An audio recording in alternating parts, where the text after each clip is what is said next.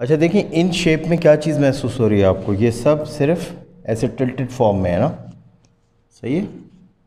इसमें क्या है, यूं बना हुआ है। बस करना क्या है, यहाँ पे मैं इसमें ऐड करके चीज़ें दिखा रहा हूँ। यहाँ पे एक स्ट्रोक आया और ये अगर इसको ऐसे लेके आ जाएंगे तो ये रा कहलाएगा, रा। ठीक है। इधर अगर हम 7 लगा दें, 7 इसके ऊपर अगर नज़र आए इस शेप के ऊपर, तो ये रो हो जाएगा। और इसी 7 के निचले हिस्से को यूं कर देंगे तो ये रू कहलाएगा। समझ में आ रहा है? इससे याद रखना है बस आपने कि ये 7 नज़र आ रहा है, नीचे के हिस्से में घुमा हुआ है, रू हो जाएगा। ये रा है, ठीक है। और इधर एक प्लस का निशान इस तरह से देना है, ये टेढ़ा करके, ये यूं, सही है। तो ये चीची है। चीची किसको बोलते हैं? अब्बा को। पोची की कहानी में हमने पढ़ा था चीची, चीची की कांजी थी, मगर ये चीची इस तरह है। अगर इसमें 2 स्ट्रोक ऐसे दे देंगे तो ये बन जाएगा ची जी, जी। ये बहुत कम इस्तेमाल होता है, लेकिन अल्फ़ाबेट्स के हिसाब से याद रखें कि ये ऐसे है। ये ज़रा करीब बन गए तो इसको मुझे मिटाना पड़ेगा, ताकि एक दफ़ा आप इसको जहन में बिठा लें। ये ची है और ये जी है, ठीक है। ये रू है, ये रो है, और अब हमने इसकी शेप्स बनानी है।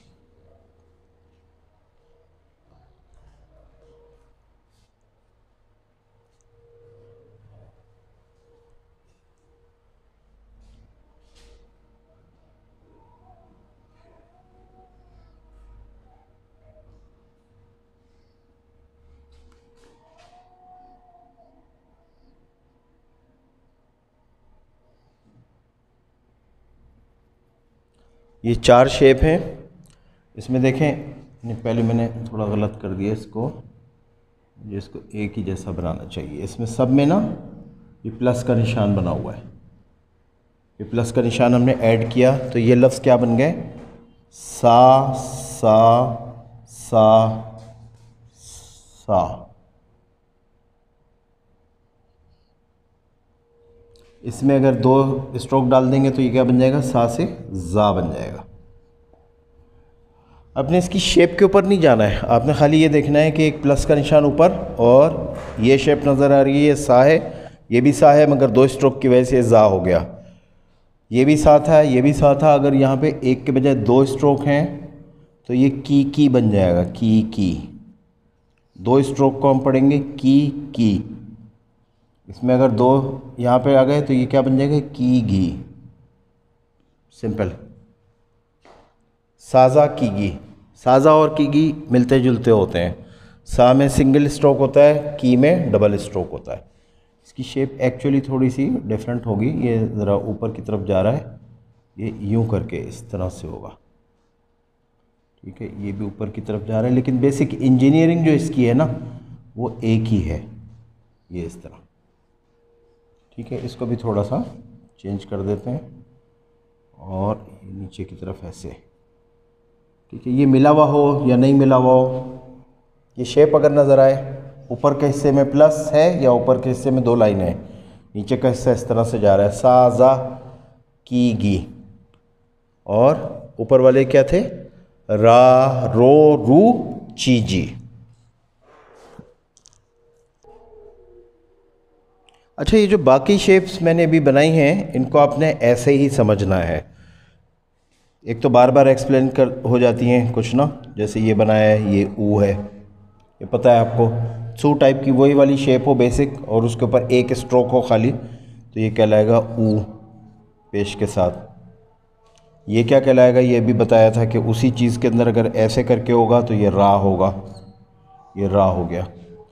अच्छा, उसके बाद अगर हम यही वाली शेप है, देखें, इसमें बजाय यहाँ पर आने के ऊपर स्ट्रोक होने के साइड पे है, यानी ये चीज़ इस तरह से करके बनी हुई है, और उसमें ये है, चाहे ये मिलाकर हो या मिलाकर नहीं हो, इसमें क्या फ़र्क है? ये देखें, ये ऊ है, इसके बगैर और अगर ये चीज़ हटा देते हैं तो ये बन जाता है री। री ये एक दूसरे से मिलती जुलती फॉर्म्स हैं। इसमें क्या है, ये ऊपर है, एक स्ट्रोक ऐसे दिया हुआ है, और अगर ये चीज़ इधर बनी हुई हो, चाहे मिलाकर हो, यानी री में हम ऐसे भी कर सकते हैं, ये यूँ भी हो सकती है शेप ना, लेकिन ऊपर ये नहीं होगा। तो पहचान क्या है, ये पहचान है, ये री हो गया। अच्छा, उसी री को हमने क्या किया, ये री ऐसे बना रहे थे ना, हमने ये किया और ये चीज़ ऐसे ले ली, तो ये क्या बन गया, यू। इसी री की फॉर्म को थोड़ा सा अगर ये गोल गेंद नज़र आए और उसके अंदर से स्ट्रोक इस तरह आ रहा हो, तो ये री है, ये यू है। इनको आपको ऐसे ही दिमाग में बिठाना है कि ये री है, ये क्या है, यू है, री यू।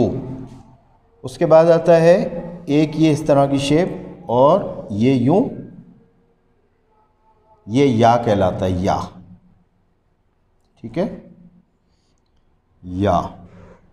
ये शेप यूँ, यानी वही चीज़ जो ये बना रहे थे हम, यूँ है, उसके ऊपर एक ऐसे क्रॉसिंग करके दे दी, या। ये दोनों लफ्ज़ हैं सो सो। सो सो कैसे बनेंगे, यूँ यूँ। ये शेप ऐसे याद रखनी है, ये ऐसे बनते हैं। ठीक है, सो सो। अगर इस पे 2 स्ट्रोक दे देंगे तो ये क्या बन जाएगा, सो जो।